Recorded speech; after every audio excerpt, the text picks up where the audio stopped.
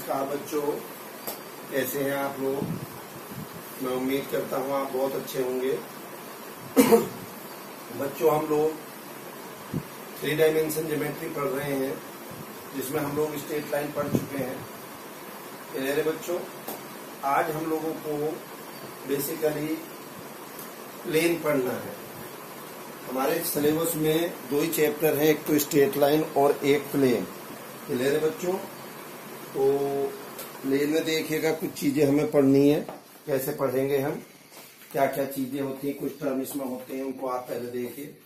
सबसे पहला तो मेरा क्वेश्चन बच्चों यहाँ पे यह है कि प्लेन होता क्या है, व्हाट इज प्लेन। क्लियर है? तो बहुत simple, a plane is a surface such that a line segment joining any 2 point on it lie wholly on it, यानी कि लाई कंप्लीटली ऑन इट। इसका मतलब समझो बच्चों, जैसे ये है, ये आपका बोर्ड है, दिस इज ए प्लेन। क्यों है ये प्लेन? अब इस बोर्ड पे मान लीजिए एक पॉइंट आपने यहां लिया, एक पॉइंट यहां लिया, दोनों को ज्वाइन कर लिया। ये पूरी की पूरी लाइन इस पे बोर्ड पे कंप्लीटली लाई कर रही है या नहीं। इसमें ऐसा नहीं होगा कि इसका कुछ पोर्शन हवा में मान लीजिए लटका हुआ है, कुछ पोर्शन बोर्ड को टच कर रहा है। ठीक है कि नहीं? आपने देखा होगा, जैसे अगर कोई चीज मान लीजिए जिसका स्लोप ऊपर नीचे हो, अगर उस पर कोई हम ऐसे मार कर रखते हैं तो पता चला कि कुछ एरिया में हवा में लटका हुआ है, कुछ उस सरफेस पे लगा हुआ है, चिपका हुआ है। तो ऐसे नहीं, मतलब ये है कि अगर जैसे मार कर ये देख रहे हो पूरा कंप्लीटली इस पे लाई कर रहा है, तो अगर किन्हीं 2 पॉइंट को ज्वाइन करके कोई लाइन कंप्लीटली उस सरफेस पर लाई करती है, दैट आर कॉल्ड प्लेन। आप बेसिकली अंतर समझ सकते हो बच्चों। जैसे हम बोल देते हैं कि आप कहां से बिलोंग करते हैं, कि साहब मैं प्लेन से बिलोंग करता हूं। ये कहता है कि साहब मैं हिल से बिलोंग करता हूं, पहाड़ों से बिलोंग करता हूं। तो प्लेन से बिलोंग करने का मतलब आप समझते हो, प्लेन का मतलब होता है समतल, बिल्कुल एक जैसा, एक साथ। और हिल का मतलब आप समझते हो ऊपर नीचे। बात समझ रहे हो? सेम वही चीज कि plane is a surface on which the line joining any 2 point is completely lie on that surface.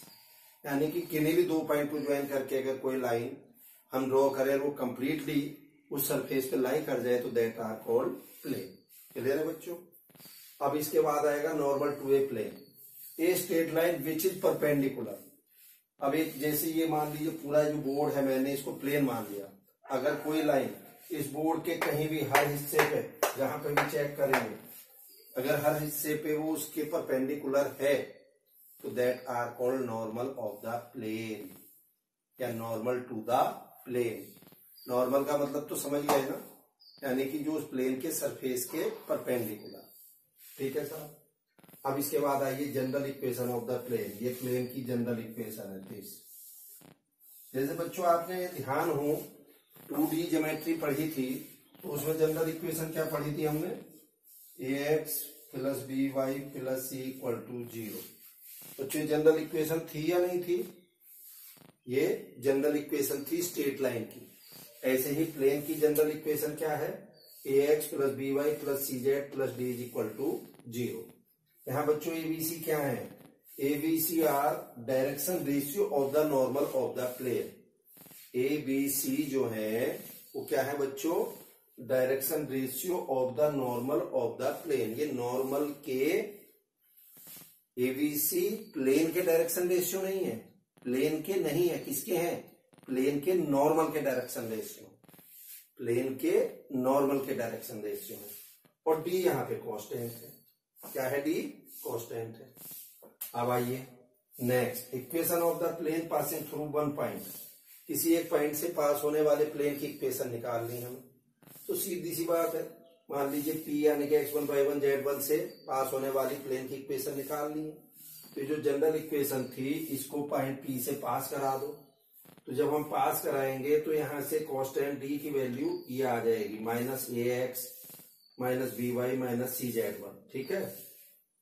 इस डी को उठा के यहां इस इक्वेशन में रख दो, तो ax + by + cz -ax1 -by1 -cz1 = 0। ठीक? तो इस ढंग से आप इसमें a कॉमन ले लेंगे, x minus x1 plus B Y minus y1 plus C Z minus z1 is equal to 0।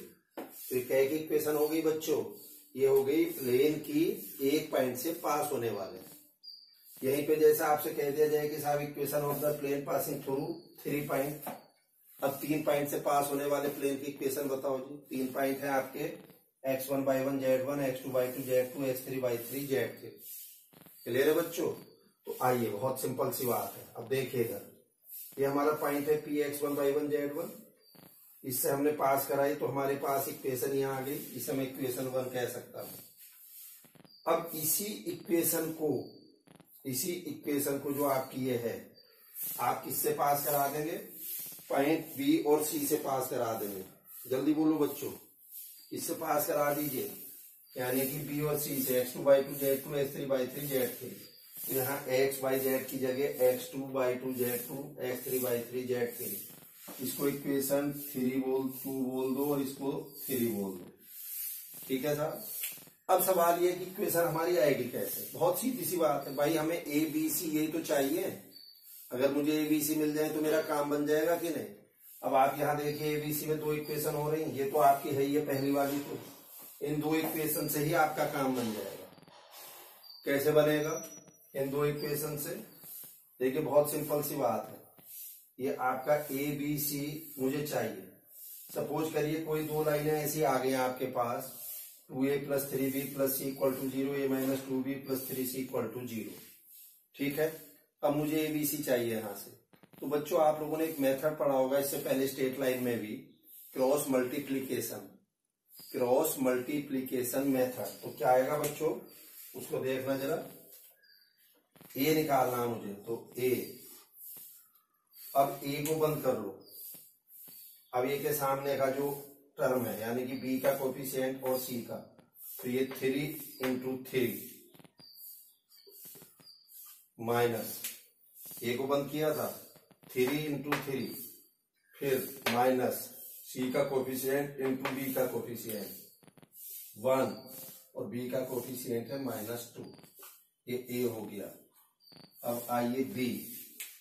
अब बी को बंद कर लो, तो देखिए सी का कोफिशिएंट इंटू ए का कोफिशिएंट 1 इंटू 1 माइनस, इसे बंद करा था ना। अब फिर ए का कोफिशिएंट इंटू सी का कोफिशिएंट, दिस इक्वल टू सी। सी को कैसे करेंगे हम? बंद करो सी को। ए का कोफिशिएंट इंटू बी का कोफिशिएंट, तो 2 माइनस 2 माइनस ए का कोफिशिएंट इंटू बी का कोफिशिएंट 1 इंटू 3।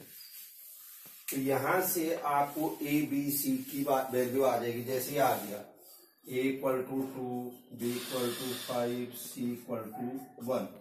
तो यहाँ A ratio B ratio C जो है वो 2 रेशियो 5 रेशियो 1, यानी कि ए बी सी की जगह हम यहाँ पे क्या लिख देंगे? यहाँ पे 2, 5, जल्दी से बोलो, 2, 5 एंड 1। तो एबीसी की जगह जब ये वैल्यू आ जाएगी तो आपकी इक्वेशन आ जाएगी 3 पॉइंट से पास होने वाली। ठीक है बच्चों? करिएगा नोट इसको जल्दी से।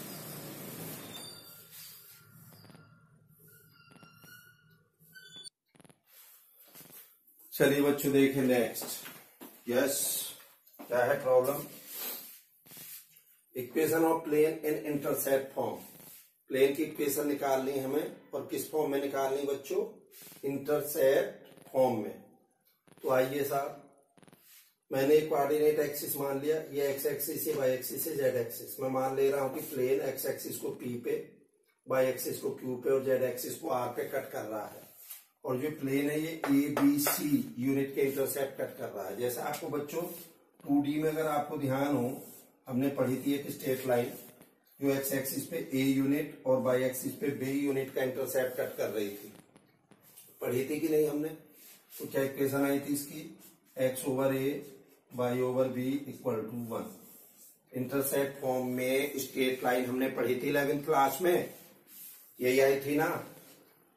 अब ऐसे ही ये मान लीजिए कोई प्लेन है जो कोऑर्डिनेट एक्सिस को 3 पार्ट पे डिवाइड कट कर रहा है, P Q R. X axis पे ए यूनिट का इंटरसेप्ट, वाई एक्सिस पे बी यूनिट का और जेड एक्सिस पे सी यूनिट का इंटरसेक्ट कट कर रहा है।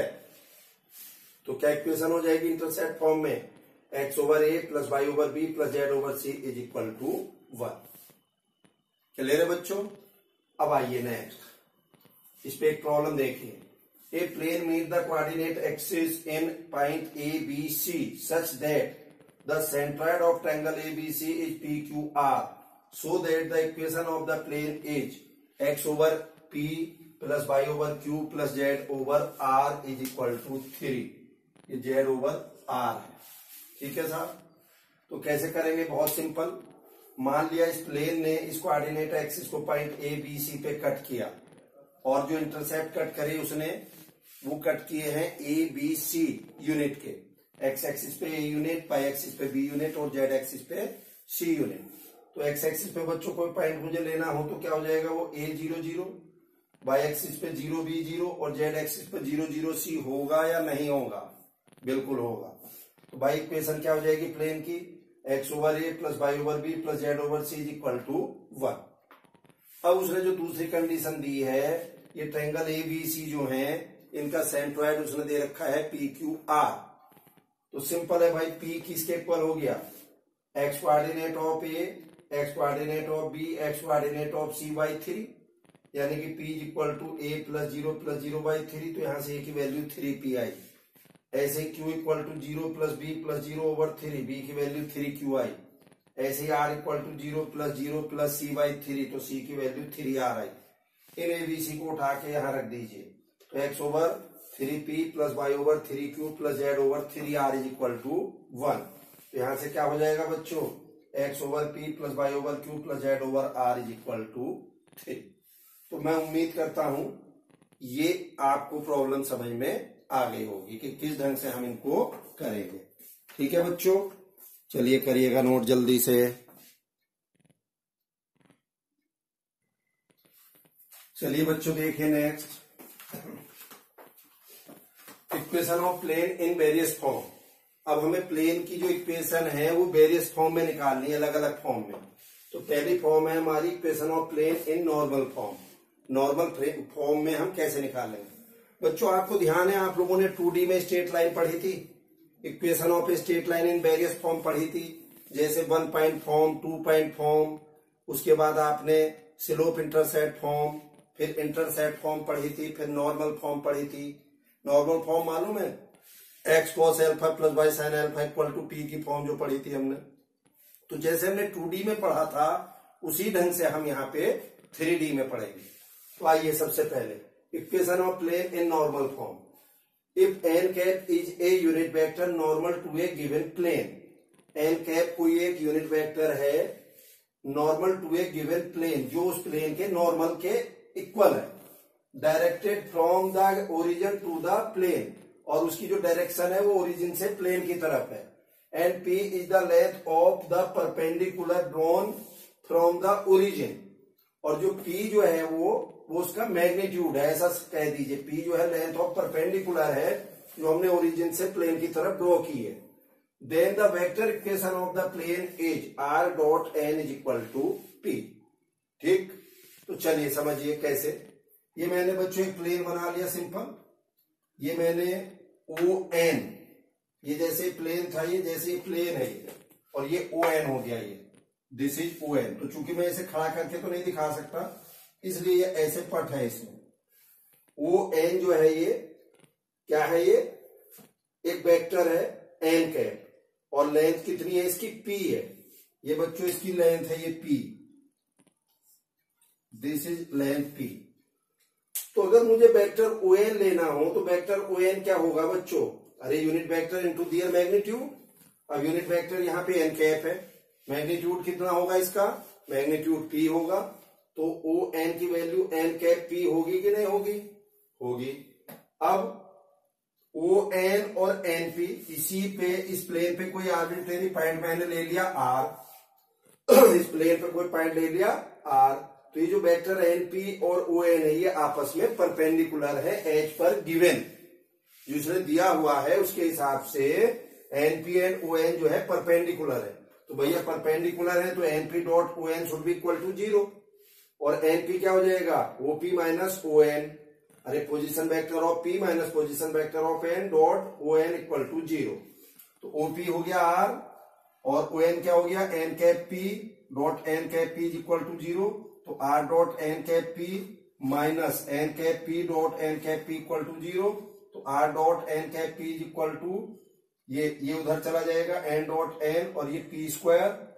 अब n dot n unit vector है तो 1 हो जाएगा और एक पी से इसका पी कैंसिल हुआ तो simply r dot n equal to p आपकी इक्वेशन आ गई। बात क्लियर हुई या नहीं हुई आप बोलो बच्चों। तो ये जो r dot n cap is equal to p है यहाँ पे पी क्या है, पी है length of perpendicular from origin to the plane, यानी कि ओरिजिन से प्लेन के बीच की जो दूरी है दैट इज पी। और वो पी कब है बच्चों, जब यहाँ पे आर डॉट एन कैप है, यानी कि एन कैप हमने यूज किया हुआ है तब वो डिस्टेंस पी है। अगर यहीं पे मैं ऐसा लिख दूं, ध्यान से देखना, r dot n is equal to p, देखो बच्चों जल्दी से, r dot n equal to p यानी कि एन कैप की जगह वेक्टर एन ले लिया। तो अब यहाँ पे पी जो है वो लेंथ ऑफ परपेंडिकुलर नहीं होगी, वो तभी होगी जब ये एन कैप आपका यूनिट वेक्टर बन जाए। तो भाई यूनिट वेक्टर कैसे बनेगा आप बता सकते हो मुझे, जल्दी बोलो। आप दोनों तरफ क्या करेंगे, r dot n mod n से डिवाइड कर दीजिए दोनों तरफ। तो ये क्या बन गया, vector n over mod n, n cap बनेगा कि नहीं, और इसको आप क्यू बोल दीजिए। पी ओवर मॉड एन को क्या बोल दीजिए, क्यू बोल दीजिए। तो ये जो r dot n cap equal to q आया है, अब या ये कह दीजिए क्यू छोड़ो यही रखे रहने दो। तो अब जो लेंथ ऑफ परपेंडिकुलर हुई है वो पी ना होके क्या हुई है, पी ओवर मॉड एन, ये लेंथ ऑफ परपेंडिकुलर होगी। यानी कि लेंथ ऑफ परपेंडिकुलर तभी आएगी जब ये यूनिट वेक्टर एन कैप है। और अगर एन कैप की जगह सिंपल वेक्टर होगा तो उसको पहले यूनिट वेक्टर से डिवाइड करिए। तो क्या करते हैं, किसी वेक्टर को अगर हम उसके मॉडुलस से मैग्नीट्यूड से डिवाइड कर दे तो वो यूनिट वेक्टर बनेगा कि नहीं बनेगा। तो इस ढंग से हम इसको लेंथ ऑफ परपेंडिकुलर निकाल लेंगे। ठीक है, इसे हटा रहा हूं। अब देखिए इधर, इसी की इक्वेशन मुझे कार्टेशियन फॉर्म में निकालनी हो बच्चों। तो चलिए, let l m n be the direction cosine of unit vector n cap. इस एन कैप के जो यूनिट वेक्टर हैं, जो डायरेक्शन कोसाइन है वो एल एम एन है, और पॉइंट पी के कोऑर्डिनेट मैंने कितने ले लिए, एक्स वाई जेड। ठीक, तो भैया पॉइंट आर क्या हो जाएगा, x i plus y j plus z k, और एन कैप क्या हो जाएगा, l i plus m j plus n k. दोनों को उठा के यहां रखिए। तो यहां से इक्वेशन क्या आ गई तुम्हारी, l x plus m y plus n z is equal to p. L x plus m y plus n z is equal to p. This is the Cartesian equation of the plane in normal form. This is the Cartesian equation of the plane in normal form. बात समझ में आई या नहीं आई बच्चों, करो note. इसके भी आपके कुछ प्रॉब्लम्स देखते हैं हम लोग। चलिए बच्चों देखिए, ये जो अभी हमने नॉर्मल फॉर्म पढ़ी है इस पे प्रॉब्लम देखो। यस, क्या है problem, find the vector equation of the plane which is at a distance of 5 unit from the origin. देखो ये एक प्लेन है, ये ओरिजिन से 5 यूनिट की डिस्टेंस पर है। ठीक, and which has j as the unit vector normal to it. और ये जो जे वेक्टर है ये इसके नॉर्मल है। एन कैप की जगह इसने क्या यूज किया है यहाँ पे, वेक्टर जे। तो सीधे आपने पढ़ ही रखा है, r dot n cap equal to p, पढ़ा कि नहीं। तो यहाँ एन कैप की जगह क्या हो जाएगा, J, R dot J is equal to P. P कितना दे रखा आप, 5, सीधी सीधी equation. Next, find the vector equation of the plane which is at a distance of 6 unit from the origin. यानी कि अब जो ये प्लेन है ये, इसकी ओरिजिन से 6 यूनिट की डिस्टेंस है। ये कितनी है, 6 यूनिट की। And which is normal to the vector, और किसके नॉर्मल है, इस vector i plus 2j minus 2k के। यानी कि आई प्लस 2j माइनस 2k इस वेक्टर के नॉर्मल है। ये बच्चों यूनिट वेक्टर नहीं है, ये एन कैप नहीं है, इसे एन कैप बनाना पड़ेगा। हमें क्या करना पड़ेगा? एन कैप बनाना पड़ेगा। तो हमने जो इक्वेशन लिखी है r dot n cap is equal to p r n cap क्या हो जाएगा? ये वेक्टर एन दिया है, इसका एन कैप यानी कि इसके मैग्नीट्यूड से डिवाइड करेंगे तो मैग्नीट्यूड इसका 3 हो गया, तो एन कैप हो गया I plus 2j minus 2k by 3 is equal to P. P की वैल्यू कितनी दी हुई है? 6। तो ये 3 इधर आ जाएगा, तो r dot i plus 2j minus 2k is equal to 18। This is the vector equation, जल्दी बोलो बच्चों, this is the vector equation normal to the vector i plus 2j minus 2k। ठीक है, यानी कि जब मुझे इस फॉर्मूले में रखना है तो एन कैप यूनिट वेक्टर होना चाहिए और पी जो है वो length of perpendicular from the origin to the plane होनी चाहिए। ये जो इक्वेशन आई है फिर ये कह के आई है, ये प्लेन की वेक्टर फॉर्म में इक्वेशन आई है, नॉर्मल फॉर्म में नहीं आई। ये प्लेन की वेक्टर फॉर्म में, जनरल फॉर्म में आई है वेक्टर की, ऐसा समझ लो। क्लियर है? ये का नोटिस है।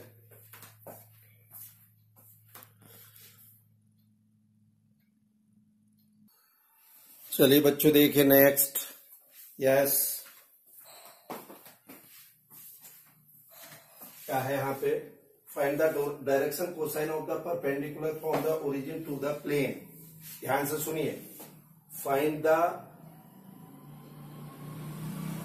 Direction cosine of the perpendicular from the origin to the plane r dot this plus 3 equal to 0। Direction cosine of the perpendicular from the origin to the plane, यानी कि सीधी सी बात है, हमें यहाँ पे नॉर्मल वेक्टर चाहिए। Direction cosine of the perpendicular from the origin to the plane, तो डायरेक्शन कोसाइन तो हमें नॉर्मल फॉर्म में मिलेंगे ना। तो ये क्या हो गया? R dot 6i minus 3j minus 2k equal to minus 3, इधर चला गया। अब ये इस माइनस को खत्म करके माइनस इधर ले आओ। अब इसको इसके मैग्नीट्यूड से डिवाइड कर दो दोनों तरफ, तो r dot minus 6/7i 3/7j 2/7k equal to 3/7। तो बच्चों ये कौन सी फॉर्म बन गई? R dot n cap equal to p बनी या नहीं बनी? तो direction cosine of the normal क्या हो गया? माइनस 6/7 3/7 2/7। बोलो नेक्स्ट प्रॉब्लम देखिए।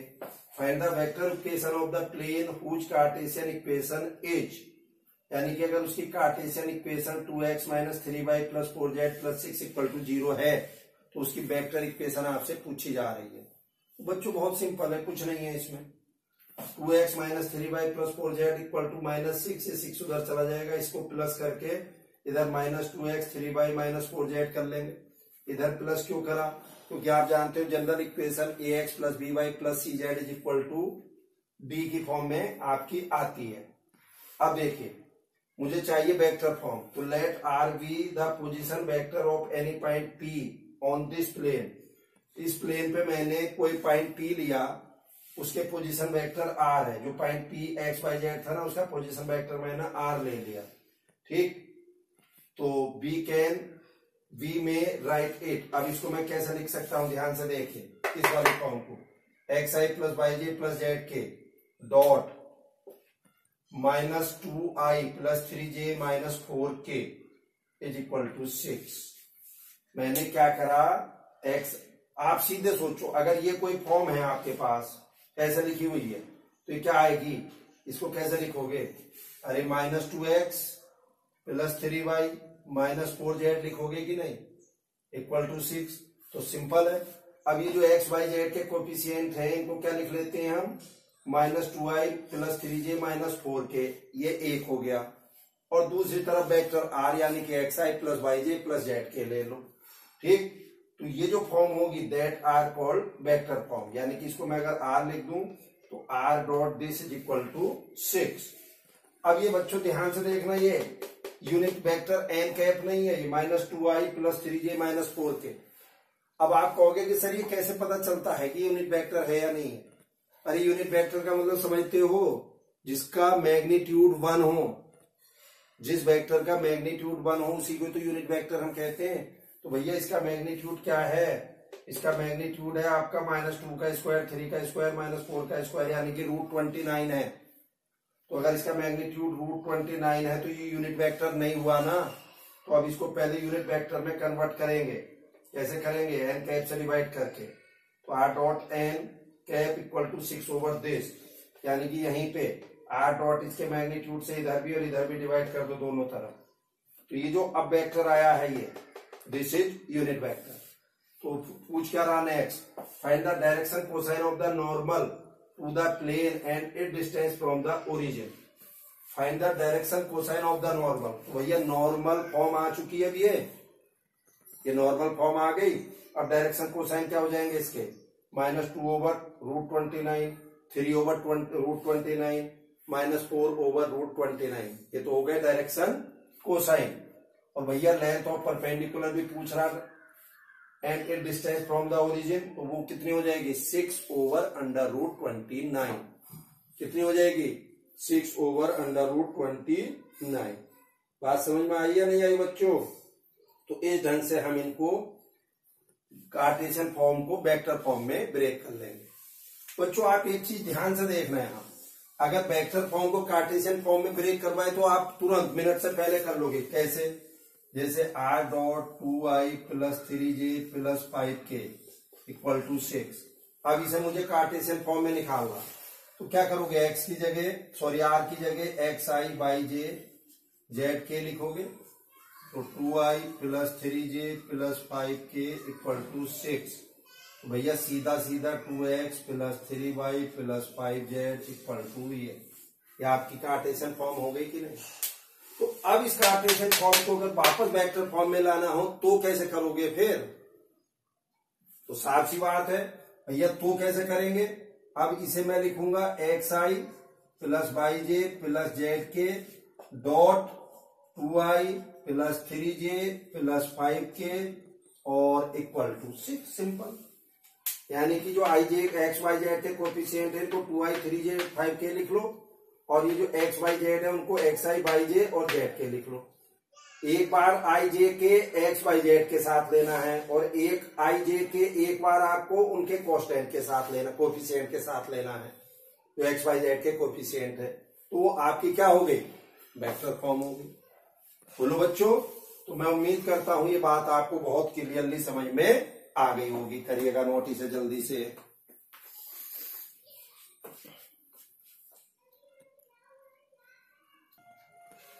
चलिए बच्चों देखिए नेक्स्ट। यस, अब क्या है ये, अब हमें प्लेन की इक्वेशन निकालनी है बच्चों। किसमें, equation of the plane passing through a given point and perpendicular to a given vector. यानी कि अब हमें प्लेन की ऐसी इक्वेशन निकालनी जो किसी गिवन पॉइंट से तो पास हो रहा है, वो प्लेन गिवन पॉइंट से पास हो रहा है और किसी वेक्टर के परपेंडिकुलर है। तो ये मैंने प्लेन बना लिया, ये पॉइंट r1 से पास हो रहा है। इसी प्लेन पे कोई पॉइंट आर्बिट्रेरी मैंने p के कोऑर्डिनेट पोजीशन वेक्टर r ले लिया, और ये ON वेक्टर है, n वेक्टर ON जो है वो n है जिसके ये परपेंडिकुलर है। तो एक ढंग से आप ये भी कह सकते हो कि हमें एक ऐसे प्लेन की इक्वेशन निकालनी जो किसी एक पॉइंट r1 से पास हो रहा है और ON जो है वो उस प्लेन का नॉर्मल हो गया।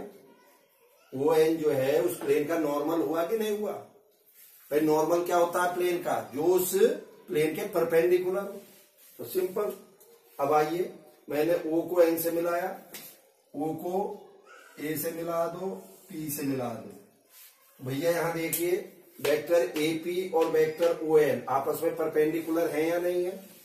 तो vector AP dot ON should be equal to 0, और AP को क्या लिख दोगे आप, इस AP को OP माइनस OA, अरे position vector P minus position vector A dot ON equal to 0। OP क्या है R, OA क्या है R1 और ON क्या है N। तो R minus R1 dot vector N is equal to 0। ये कह की इक्वेशन हो गई, ये हो गई वेक्टर फॉर्म में vector equation of the plane passing through a fix point whose position vector is R1 and perpendicular to a vector N। अब बच्चों इसी की इक्वेशन मुझे कार्टेशियन फॉर्म में चाहिए, तो कैसा आएगी जरा देखिएगा। इधर मैंने इस पॉइंट R के position vector x y z ले लिए, एक्स वाई जेड, और R1 के x1 y1 z1 ले लिए। तो R क्या हो गया, xi plus y j plus z के, R1 क्या हो गया, x1i प्लस y1 जे प्लस z1 के, और बच्चों वेक्टर एन कैप क्या हो गया, vector n cap ai plus bj plus c k, यानी कि एन कैप के जो डायरेक्शन रेशियो है वो क्या है, abc। The direction ratio of the vector N is abc। तो बस इनको उठा के यहां रख दीजिए किसमें, r minus r1 dot N में, और ऐसा रखने से हमारे पास क्या इक्वेशन आ गई, a x minus x1 plus b y minus y1 plus c z minus z1 equal to g। ये इक्वेशन ध्यान है बच्चों, इस वीडियो के स्टार्टिंग में मैंने पढ़ाई थी, इक्वेशन ऑफ ए प्लेन, जब जनरल फॉर्म बताई थी, फिर next equation of a plane passing through a point x1 y1 z1, तो ये इक्वेशन आई थी कि नहीं। और एबीसी क्या बताए थे मैंने, एबीसी बताए थे direction ratio of the normal of the plane. तो भैया ये O N normal of the plane ही तो है जिसके डायरेक्शन रेशियो एबीसी है, और x1 y1 z1 से पास हो रहा है वो प्लेन, ठीक, और उसी पे कोई पॉइंट आपने r x y z ले लिया था, तो वो इक्वेशन आ गई कि नहीं आ गई। तो ये उस प्लेन की इक्वेशन है बच्चों जो पॉइंट x1 y1 z1 से पास हो रहा है और उस वेक्टर के परपेंडिकुलर है जिसके डायरेक्शन रेशियो एबीसी गिवन है, ठीक है कि नहीं। करिएगा नोट इसको जल्दी से, इस पे कुछ प्रॉब्लम्स करते हैं हम लोग।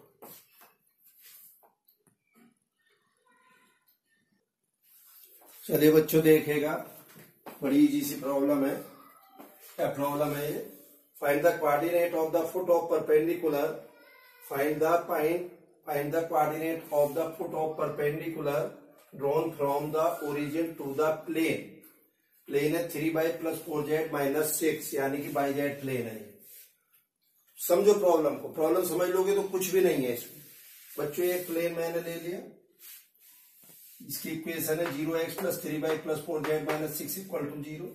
ये पॉइंट है हमारा O ओरिजिन, इस ओरिजिन से इस पे परपेंडिकुलर डालना है, ऐसे समझ लो कि ओरिजिन ये है मेरे हाथ में और इससे इस प्लेन पर डायरेक्ट परपेंडिकुलर डालना।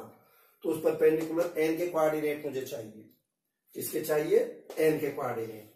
तो कैसा आएंगे साहब, ये जो ON है बच्चों, ये इस प्लेन के परपेंडिकुलर हुआ या नहीं हुआ, ये ON ये ऐसे नहीं है, ये ऐसे है।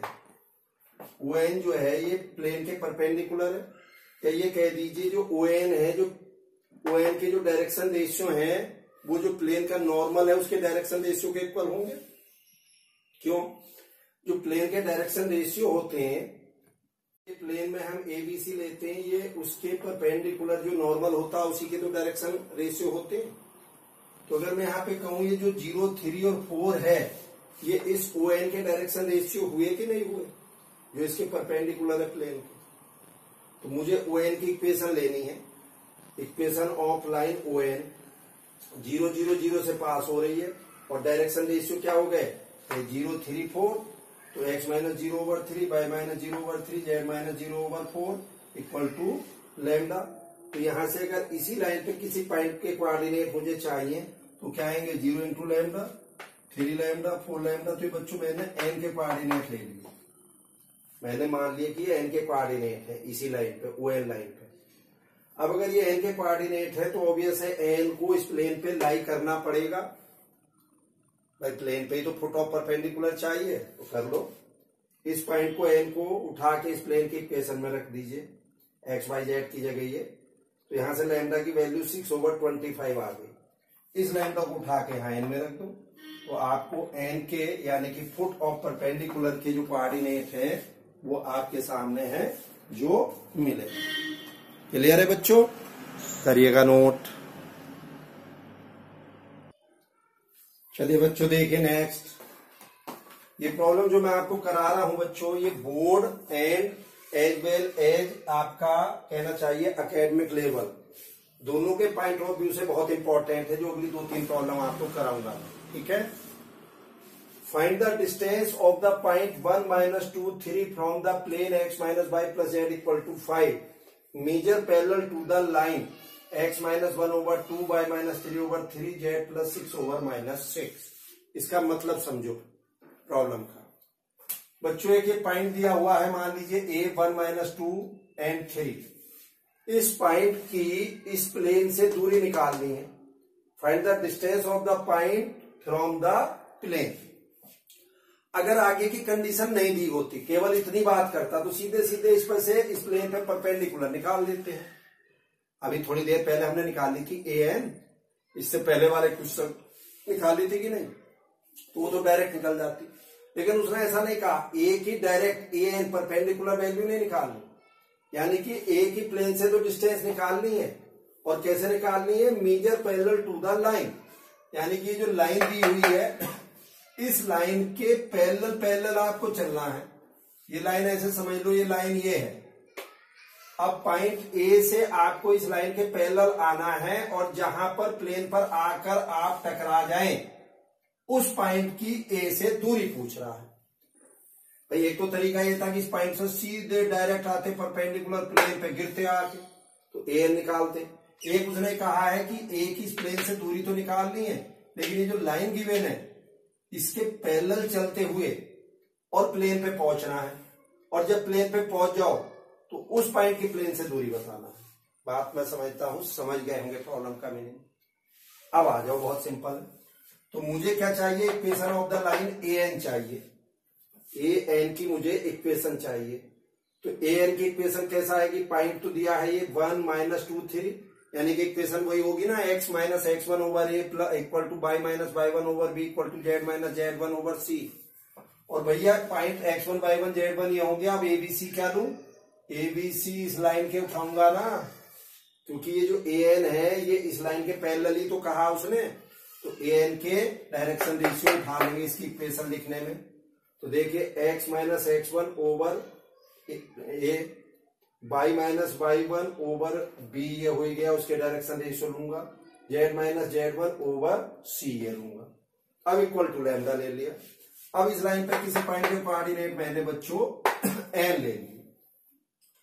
अब n मतलब आप ऐसा करो, इसको P ले लो। कभी आप कंफ्यूज हो जाओ कि साहब n तो परपेंडिकुलर को रिप्रेजेंट करते हैं, कंफ्यूज हो सकते हो कि नहीं हो सकते हो? तो मैं यहाँ n का काम ही खत्म कर दूं। n का मतलब तो केवल परपेंडिकुलर से है, तो नॉर्मल पॉइंट P आ गया। अब ये जो P है, P lie on plane, P plane पर लाई करेगा, तो इसको उठा के प्लेन की इक्वेशन में रख दो। यहां से लैम्डा की वैल्यू 1/7 आ गई। इस लैम्डा को उठा के यहाँ P में रख दीजिए, तो P के कोऑर्डिनेट आपके आ गए 9/7 -11/7 और 15/7। अब साफ सी बात है, पॉइंट P आ चुका, ये गिवन है ही है। इन दोनों के बीच की दूरी यानी कि AP वो आप जानते ही हो, formula x - x1 equal to y - y1 equal to z - z1। बात समझ में आई या नहीं आई? आ गई, करिएगा नोट।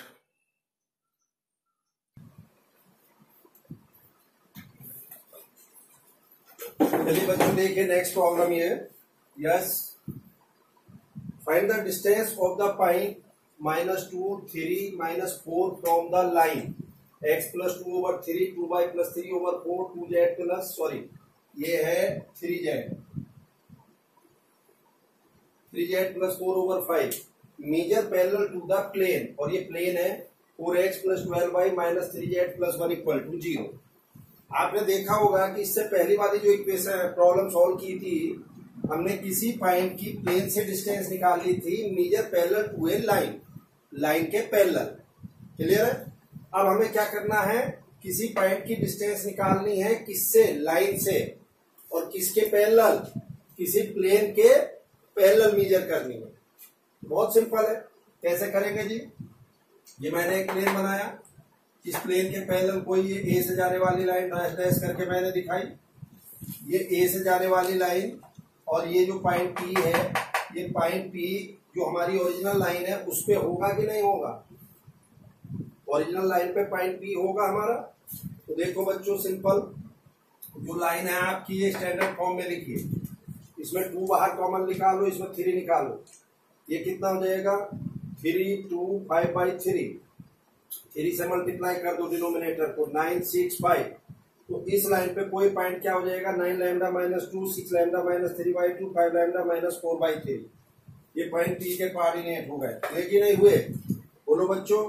अब देखिए डायरेक्शन रेशियो ऑफ एपी, मैं अब देखिए यहाँ पे है क्या, ये जो एपी है ये इस प्लेन के पैरेलल है, लाइन एपी क्या है, इस प्लेन के पैरेलल है। तो भाई अगर प्लेन के पैरेलल है तो प्लेन का जो नॉर्मल है उसके परपेंडिकुलर होगा। अगर ये लाइन प्लेन के पैरेलल है तो लाइन क्या हुई, प्लेन के नॉर्मल के परपेंडिकुलर। तो चलिए एपी का डायरेक्शन रेशियो निकालो। डायरेक्शन रेशियो ऑफ एपी, ये पी था और ये ए है, वही x2 minus x1 y2 minus y1 z2 minus z1, ये एपी के डायरेक्शन रेशियो आ गए। Direction ratio of the normal of the plane कितने हैं, यहाँ देखिए 4 12 एंड -3। क्लियर। अब वही a1 a2 plus b1 b2 plus c1 c2 equal to 0। क्या करेंगे हम, इनको मल्टीप्लाई करके इनको ऐड करके 0 कर देंगे। तो यहां से कंडीशन आने के बाद लैम्डा की वैल्यू आएगी 2/3। बोलो बच्चों क्या वैल्यू आई लैम्डा की, 2/3। इस लैम्डा को उठा के यहाँ पॉइंट पी में रखिए, तो यहाँ से पी के कोऑर्डिनेट आ गए 4 5/2 एंड 2, ए के ऑलरेडी गिवन है, तो हम इस ढंग से डिस्टेंस एपी निकाल सकते हैं। क्लियर है बच्चों। इवन आप ये देखिए ये प्रॉब्लम है, इससे जो पहले हमने प्रॉब्लम की थी और एक नेक्स्ट प्रॉब्लम जो करने जा रहे हैं, इन तीनों प्रॉब्लम में से एक प्रॉब्लम आपके यहाँ बोर्ड में या जैसे आप कंपटीशन लेवल की तैयारी करते हो जेई में, उसमें आपको ये प्रॉब्लम जरूर मिलेगी, आप ऐसा समझ लीजिए। तीनों चारों प्रॉब्लम बहुत इंपॉर्टेंट है, करिए नोट इसको जल्दी से।